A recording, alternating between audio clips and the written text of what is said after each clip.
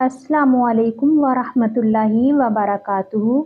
मुक़द्दस Islamic official channel में आप सबको खुश आमदीद। मैं उम्मीद करती हूँ कि आप सब खैरियत से होंगे। आज हम डॉक्टर ज़ाकिर नाइक के जवाब को सुनने वाले हैं, तो बिना किसी देर के चलें स्टार्ट करते हैं आज की वीडियो को एंड तक पूरा देखिएगा।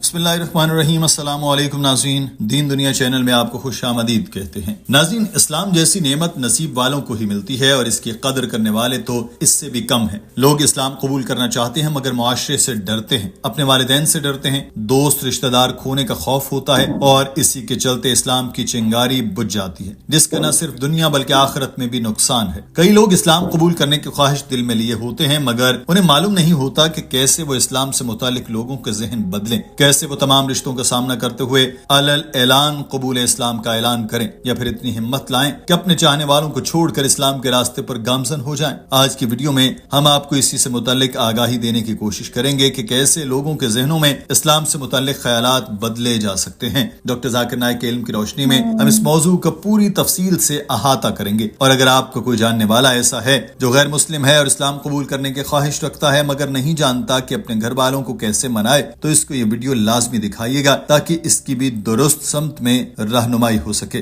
डॉक्टर ज़ाकिर नाइक के सामने प्रीत नामी एक लड़की आई जिसने अपना नाम प्रीत बताया। इसने कहा कि मेरा ताल्लुक सिख मजहब से है। मैं इस्लाम से 1-1.5 साल पहले मुतारिफ हुई जब मैंने यूनिवर्सिटी में अपने दोस्त को देखा जिसने मुझे इस्लाम से मुतालिक बताया और मुझे पढ़ने के लिए 2 किताबें दी, क्योंकि मैं अपने इस दोस्त से बहुत मुतासिर हो चुकी थी। जैसे वो इस्लाम पर अमल करता था, जैसे वो नमाज पढ़ता था, जैसे वो गुफ्तगू करता था और जैसे उसका मेरे साथ रवैया होता था, मैं इससे बहुत मुतासिर हुई। मैं इससे बहुत से सवालात करती थी। तो उसने कहा कि तुम कुरान पाक क्यों नहीं पढ़ती, इसमें क्या लिखा है, इसका तर्जुमा पढ़ो और देखो कि इसमें तुम्हारे लिए क्या है। मैंने ऐसा ही किया और मेरा ईमान हो गया कि अल्लाह ताला ही वाहिद खुदा है और हजरत मोहम्मद सल्लल्लाहु अलैहि वसल्लम अल्लाह ताला के आखिरी पैगंबर हैं। लेकिन कुछ देर बाद मेरे वालिदैन को पता चल गया, वो बहुत मजहबी हैं, कट्टर सिख हैं, तो उन्हें इस चीज का बहुत गुस्सा आया कि मैं अपने मजहब को छोड़कर दूसरा मजहब कबूल कर रही हूँ। तो वो मुझे गुरुद्वारे लेकर गए, उन्होंने मुझे इससे दोबारा सिख मजहब कबूल कराया। मैं इस पर बहुत खुश नहीं थी मगर उन पर एतराज भी नहीं कर सकती थी क्योंकि वो मुझसे गुस्सा होते और मुझ पर चिल्लाते, इसलिए मैं अपनी आवाज बुलंद नहीं कर पाई। मैंने उनका कहा मान लिया मगर दिल से मैं ऐसा नहीं चाहती थी। मैं न सिर्फ उन्हें खुश करने के लिए उनकी मान ली बात ताकि मजीद किसी बहस से बचा जा सके।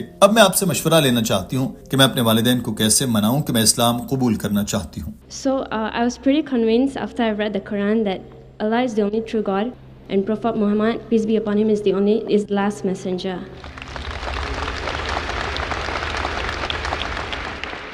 But after some time, my parents came to know about it, and they are very religious.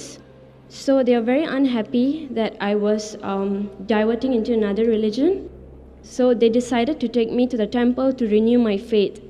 Despite the fact that I was not very happy, I could not object them because they would scold and like raise their voice, and I didn't want to fight with them. So I just agreed, but I did not do it from my heart. I just did it to make them happy, to please them, to avoid any argument and all that. So now I actually want to ask you for an advice. What do I do? How am I supposed to convince my parents? How am I supposed to tell them that I believe this is the religion for me at least? Doctor Zakir Naik ने प्रीत को पहले तो तसल्ली दी कि वो अपना दिल छोटा ना करे। ये मसला तो इंतहाई बड़ा है मगर इसका हल भी सादा सा है, जिस पर अमल करते हुए आप अपने वालिदैन को कन्विंस कर सकती हैं कि वो आपके दिल की बात सुने और इसको समझें। डॉक्टर साहब ने बताया कि मेरी एक किताब है जिसका नाम है दुनिया के बड़े मज़ाहिब में खुदा का तसव्वुर। इसमें मैंने यहूदियत, ईसाईयत, हिंदू मत और इस्लाम से मुतालिक बात की है। इस पर मेरा एक लेक्चर भी है। अगर आप मेरा ये पूरा लेक्चर सुन लें तो इसमें सिखिज्म का नाम भी है। ये मजहब 15वीं सदी के आखिर में पंजाब की जमीन पर आया था। इसकी तश्कील गुरु नानक साहब ने की थी और मजहबी स्कॉलर्स का कहना है कि यह मजहब हिंदू मत और इस्लाम का इम्तजाज है। ये 10 गुरुओं का दीन है। आप सिख मजहब के सहीफों का मुताला करें, इसके मानने वालों को न देखें बल्कि सिर्फ सहीफे पढ़ें तो गुरु ग्रंथ में लिखा है कि वो सच्चा है, वो किसी की औलाद नहीं, कोई उसकी औलाद नहीं, वो सबसे ताकतवर है, हर किस्म की जरूरत से पाक है और इस जैसा कोई नहीं। ये अल्फाज गुरु ग्रंथ में जापो जी कहलाते हैं। اور یہ الفاظ قرآن پاک کی سورہ اخلاص کے ساتھ ملتے جلتے ہیں۔ تو لفاظی طور پر سکھ ازم میں خدا کا تصور قرآن پاک کی سورہ اخلاص جیسا ہی ہے، اسی وجہ سے سکھ ازم میں اومکارا کا تصور دیا جاتا ہے، یعنی کہ ایک ہی خدا ہے، اور خدا کو بہت سے ناموں سے پکارا جاتا ہے۔ وہ خدا کو صاحب، رحیم، کریم، وائے گرو کے نام سے پکارتے ہیں، اور وائے گرو کا مطلب ہے ایک سچا خدا۔ سکھ مت بتوں کی پوجا کے خلاف ہے، اتارودا پر بھی یقین نہیں رکھتے، جس کا مطلب ہے کہ خدا کی مختلف اشکال ہونا۔ تو کتابی طور پر سکھ مت اور اسلام میں بہت زیادہ فرق نہیں ہے، مگر عملی طور پر دیکھا جائے تو سکھ ادھر ادھر بھٹک رہے ہیں۔ Call him as Rahim, merciful. They call him as Kareem, beneficent. They call him as Vaheguru, one true God. And Sikhism is against idol worship. It's against Avatarvada, Almighty God taking forms. It's even against idol worship. So the teachings of, as far as concept of God is concerned, theoretically is quite similar. Practically, they do deviate here and there a little bit. Doctor Zakir Naik نے پریت کو کہا کہ میری آپ کو نصیحت ہے کہ آپ نے جو قرآن پاک کا ترجمہ خود پڑھا ہے اسے اپنے والدین کو بھی دیں، اور ان سے کہیں کہ وہ اس کو پڑھیں اور کسی ایسی چیز کی نشاندہی کریں جو انہیں غلط لگتی ہے، اور آپ کا جو مقصد ہے آپ اپنے والدین کو اس حوالے سے منا سکیں، تو اس کے لیے آپ کو بہت زیادہ صبر کرنا ہوگا۔ یہ ایک دو دن کا کام نہیں ہے، آپ کو ایک ایمان والے کی تمام ذمہ داریاں بھی ادا کرنا ہے۔ ڈاکٹر صاحب نے کہا کہ آپ مجھے بتائیں کہ آپ کا ایک خدا پر ایمان ہے، حضرت محمد صلی اللہ علیہ وسلم کو مانتی ہیں، مگر یہ نہیں بتایا کہ آپ نے کبھی اسلام قبول کیا یا نہیں، مگر یہ جو ایمان ہے یہ مسلمانوں والا ہی ہے۔ آپ نے اگر اسلام قبول کیا یا نہیں، میں آپ سے سوال کرنا چاہتا ہوں کہ آپ اسلام قبول کرنے کی خواہش رکھتی ہیں؟ پریت نے اس پر جواب دیا کہ میں اسلام قبول کرنا چاہتی ہوں، مگر اس وقت یہ ممکن نہیں ہے، کیونکہ ابھی میرا مسئلہ یہ ہے کہ میں اپنے والدین کو کیسے اسلام کی طرف مائل کروں، کیسے ان کا دل اسلام کی طرف پھیر دوں تاکہ وہ میری خواہش کا بھی احترام کر سکیں، کیونکہ میں اپنے والدین سے کہا کہ میں اگر کوئی بھی قدم اٹھاؤں گی تو میں آپ کو سب سے پہلے بتاؤں گی۔ You do enter into the fold, but whether you did accept or not, I'm not aware. I would like to ask you, sister, that would you like to accept Islam?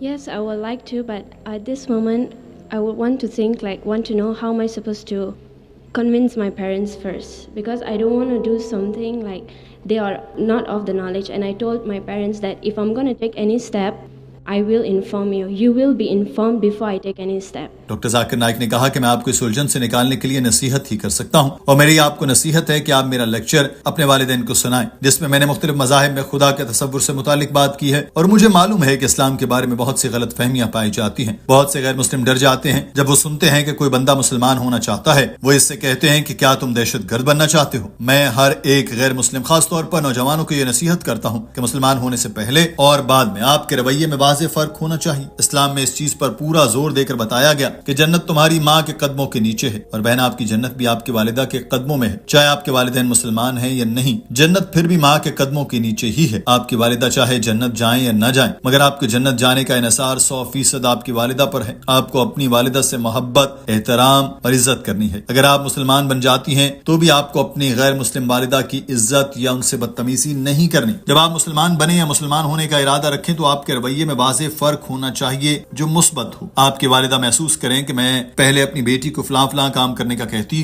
اور وہ نہیں کرتی تھی، اب بنا کہے ہی کرتی جا رہی ہے، وہ میری بات مانتی ہے۔ اگر پہلے آپ اچھی بیٹی تھیں تو اب آپ کو بہت اچھی بیٹی بننا ہوگا، اور جب آپ کے رویے کا فرق دیکھ کر وہ پوچھیں کہ ایسی مثبت تبدیلی تمہارے اندر کیسی آئی، تو ان کو بتائیں کہ یہ دین اسلام کی تعلیمات ہیں جن پر میں عمل کر رہی ہوں۔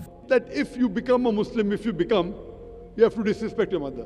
So when your parents see the change, that fine, I used to request my daughter to do small things she never used to do. Now she's helping me, she's dabbing me, she's following my instructions.